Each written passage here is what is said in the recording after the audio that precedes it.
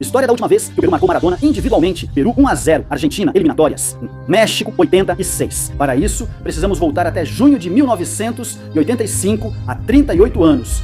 Penúltima partida do Peru nessas eliminatórias. Rumo ao México, 86. E bom, acho que todos lembramos como terminou aquela Copa do Mundo do México em 1986. Naquele momento, não sabíamos, mas estávamos prestes a enfrentar a Argentina, que em um ano levantaria a taça mais importante que existe. A Argentina que venceu a Inglaterra e depois a Alemanha na final, a Argentina de Bilardo, a Argentina de Maradona, um Maradona que já era o melhor do mundo e aos 24 anos começava sua busca pela glória.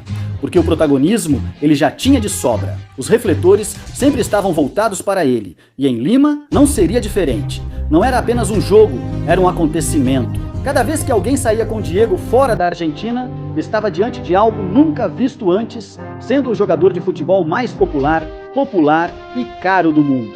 Sua transferência era recorde na Europa, mais de 10 milhões de dólares. E o Sendero Luminoso dizia que ia sequestrar Maradona. Além disso, ele era o capitão do time, o artilheiro das eliminatórias e um líder tanto dentro quanto fora de campo de uma seleção que tinha aprendido a jogar. Para ele, a Argentina na época dependia de Maradona e vinha de vencer todos os jogos da eliminatória. E mesmo assim, incrivelmente, o Peru dependia só de si para se classificar. Como deveria vencer os 2 jogos restantes contra a Argentina? Um seria hoje e o outro em uma semana. Nós, peruanos, temos algo que faz mal aos argentinos. Lembremos que as eliminatórias, naqueles anos, não eram como as de agora, não era todos contra todos. 18 rodadas, 9 jogos de ida, 9 de volta. Isso começou a partir da França, 98. Antes era por grupos, e nessa ocasião foram 2 grupos de 3 e um grupo de 4 formado por Colômbia, Venezuela, Argentina e Peru. Na nossa época era praticamente um mês. Digamos, a eliminatória era diferente, eram 4 times e se jogava uma partida por semana. Apenas o vencedor do grupo iria diretamente para a Copa do Mundo, enquanto o segundo ia para a repescagem quadrangular, 3 vagas e meia. Para aquela Copa do Mundo não havia margem para erro, era um jogo que tínhamos que vencer, já não importava a grandeza do adversário. Em campo seríamos 10 contra 10. Já que, embora em um canto estivessem sentados Bilardo e Diego, no outro os esperavam Roberto Chale e Lúcio Reina.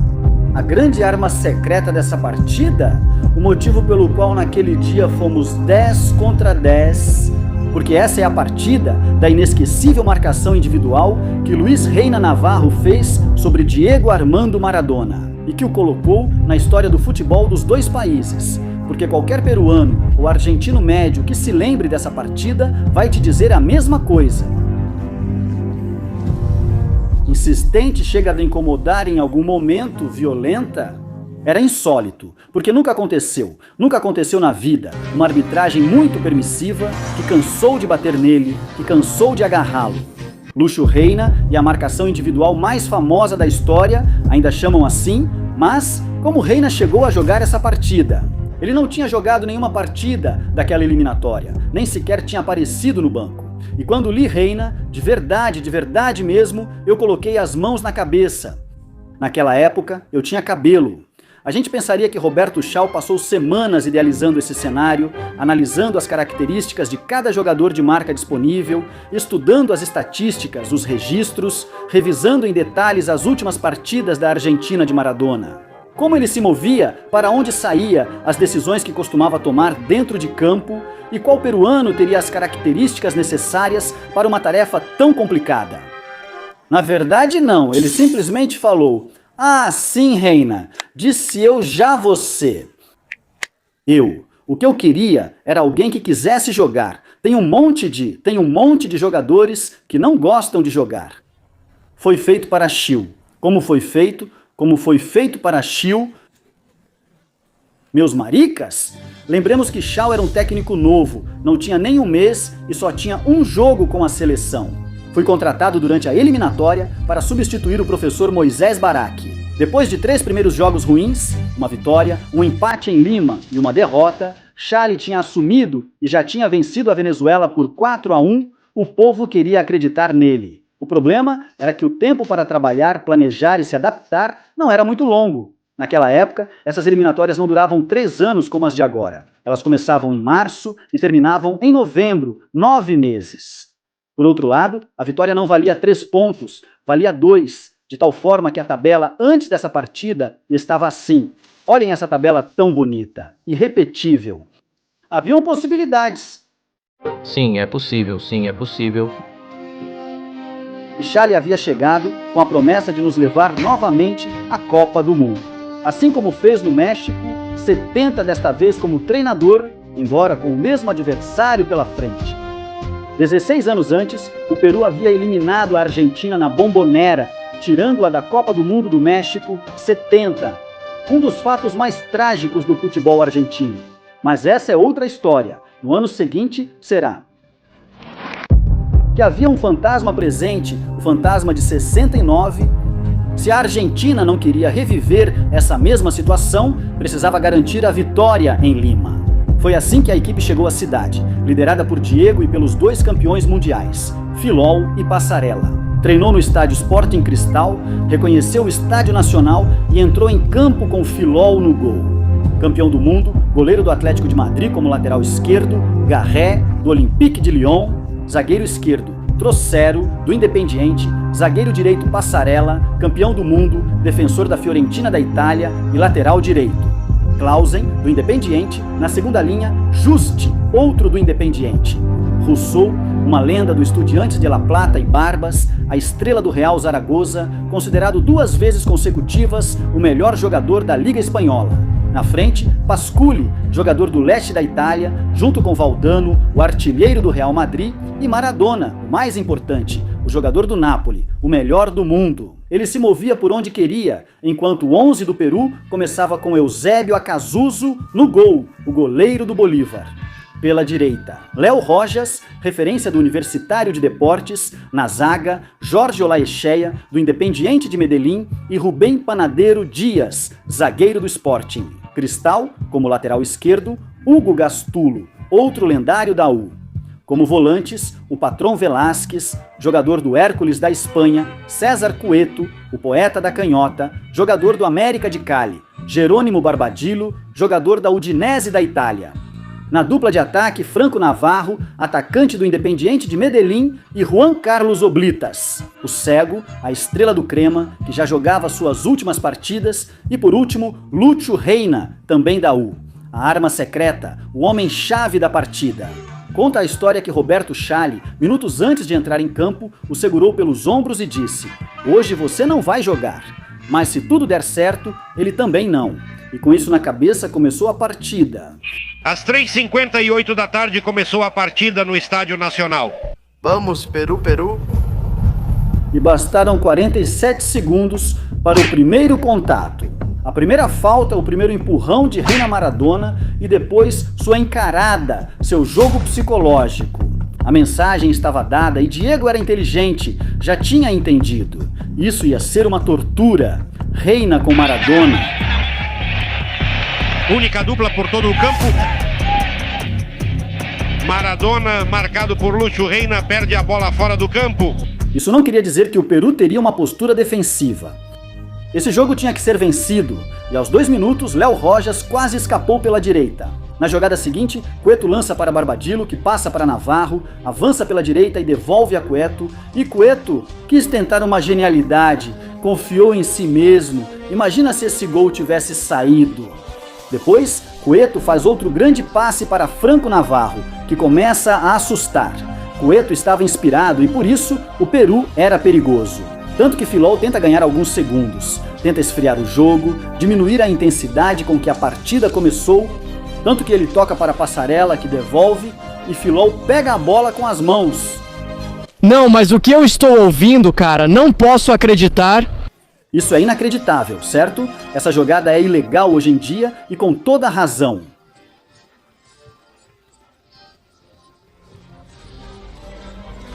Naquele momento era permitido. No entanto, a Argentina não conseguiria esfriar o jogo. Na jogada seguinte, Cueto acha a bola e toca. Luiz Reina se estica e transforma uma cabeçada em passe incrível para Navarro, que entra na área, disputa com Passarella e finaliza de canhota. Mas Filol fecha bem o gol, a bola sobra para Patrão Velasquez, mas Filol defende mais uma vez. O rebote fica com o Blitas, que se impulsiona como no chute da garça e com um grande gesto técnico, manda para o fundo da rede argentina. Gol alimenta. Um homem está se aproximando. Filol salvou Velasquez, Filol salvou Oblitas, gol.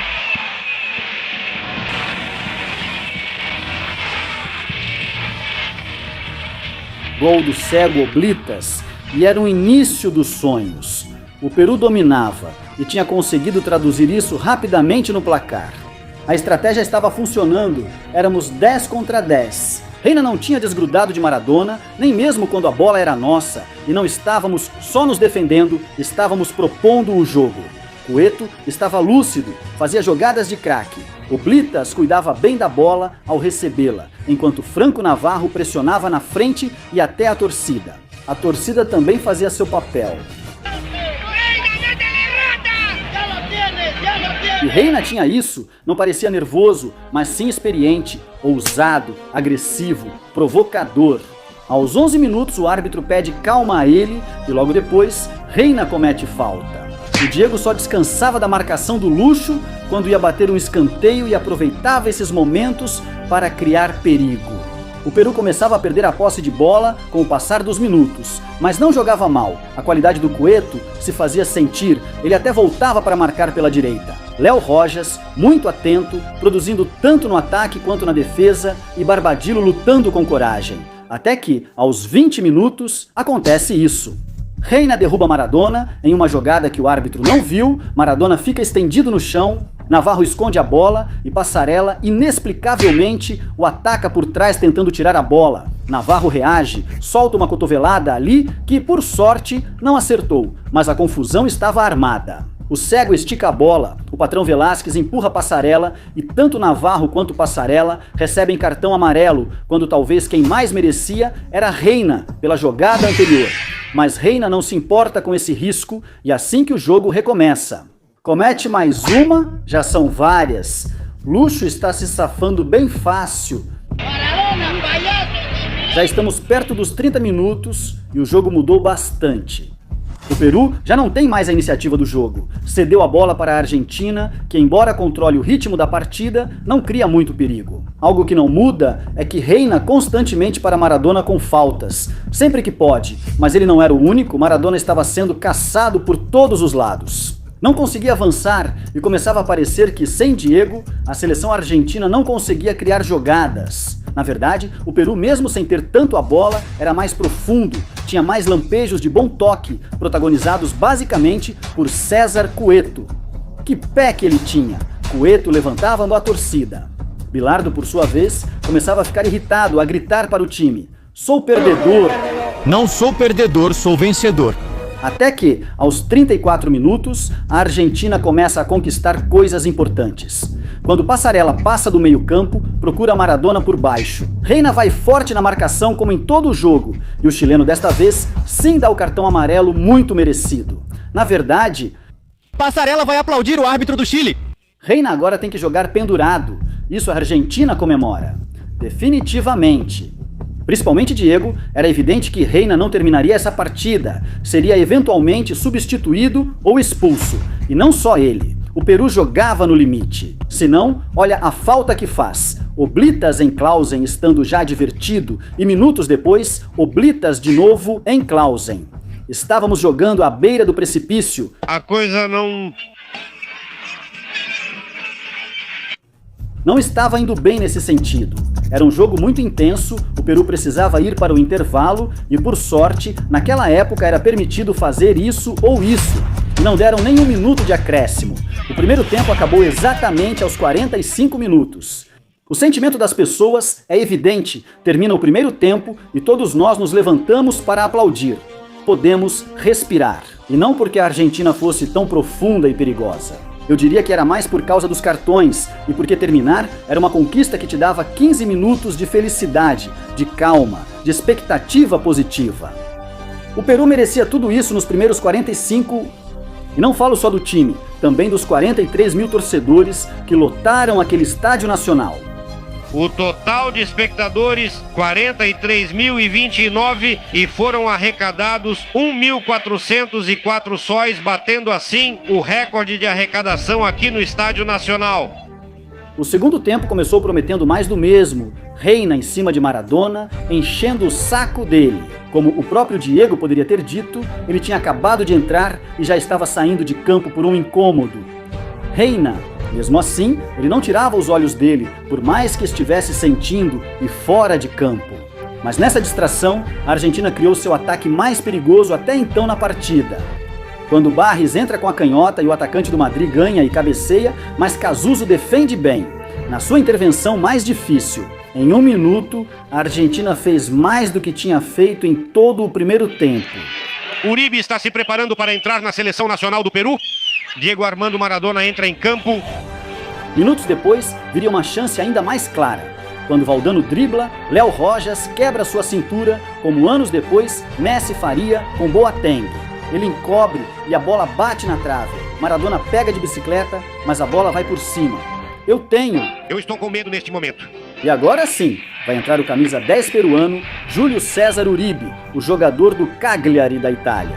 E sai Barbadillo, que fez uma boa partida. Em sua primeira jogada, Uribe comete uma falta. E Passarella, um especialista, exige mais uma vez de Cazuzzo. Chute de Passarella. Eusébio Cazuzzo consegue dar um tapa na bola para mandá-la para fora do campo de jogo.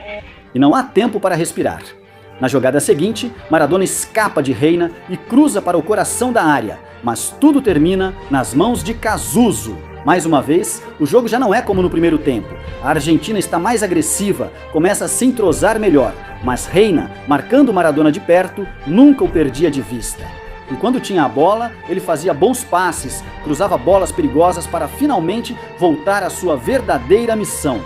Que partidaça estava fazendo Reina? Era o Maradona, então toda vez que Passarella pegava na bola, olhava primeiro para ele. Quando Calderón pegava na bola, sempre procurava Maradona. Se não passava para ele, era porque não havia jogo. Ele seguia impecável após 60 minutos e já era o destaque do jogo. Talvez logo atrás dele, a Cazuzzo, o time parecia concentrado em si mesmo. Não era uma partida com muitas imprecisões. Era difícil manter a bola, mas o toque peruano era fino e seguro. A bola sempre era bem tratada quando a tínhamos. Como nesta, em que Uribe se associa com Oblitas e distribuem chocolate. Que partida do Oblitas! Apoiando na marcação, chegando até o fundo, se sacrificando no percurso. Mas a Argentina é um timaço, está cheia de estrelas e agora é o Peru quem tem que esfriar as coisas, deixar o tempo passar, que corra. Faltam apenas 20 minutos e um pouco mais. Por sorte, Maradona continua sumido, mas de vez em quando comete faltas. E todos sabemos que em uma bola parada, toda a grande história pode mudar. No entanto, a Cazuzzo se mostra seguro. Não vacila, vai vender muito caro o gol. Hoje, a Argentina, sem uma criação clara de jogo, aperta, empurra, avança, começa a buscar novas fórmulas. Perder não é uma opção, já que se isso acontecer, chegariam à última partida com chances de ficar fora do México. Assim como aconteceu há 16 anos, os fantasmas começam a se fazer notar.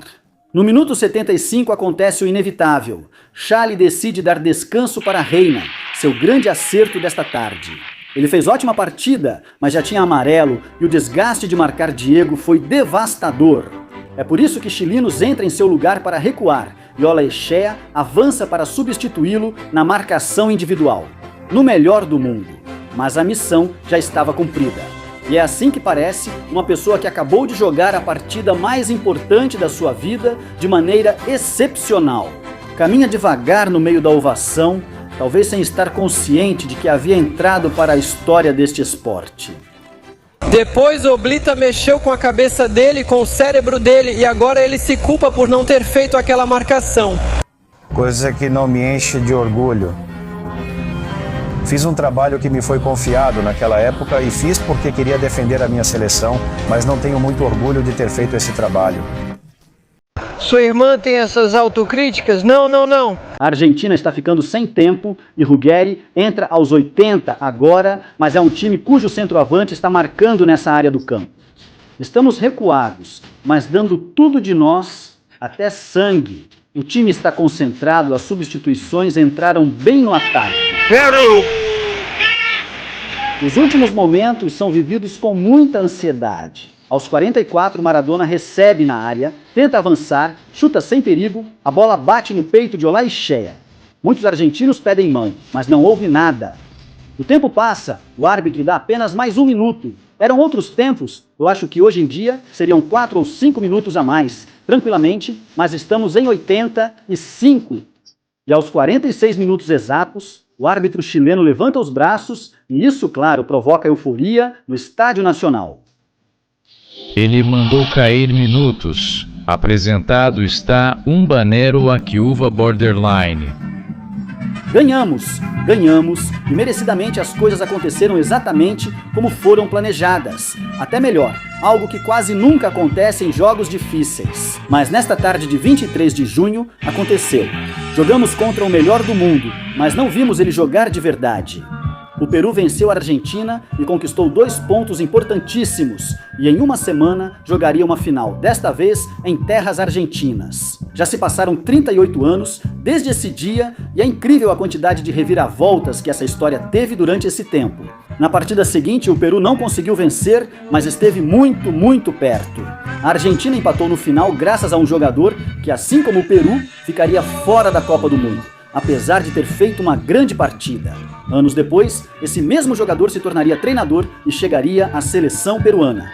Em 2017, viajaria para a Argentina, desta vez liderando o time adversário, e o Peru conseguiria novamente um empate lá, colocando em risco a classificação da Argentina, como para não perder o costume, mas desta vez também realizando o sonho que esperamos por tantos anos. Mas enfim, essa é outra história. No outro ano será? Se você gostou do conteúdo e valoriza o trabalho de pesquisa por trás, pode me apoiar dando um like, comentando ou compartilhando este vídeo. Retorno ao canal após 2 anos, graças ao apoio nos meus 2 primeiros vídeos. Te convido a assisti-los e se receber o mesmo apoio aqui, seguirei postando, porque ainda há muitas histórias para contar. Com seu toque de mestre em campo, vamos, Peru. Nunca houve uma troca de palavras. Sei que ele ficou muito chateado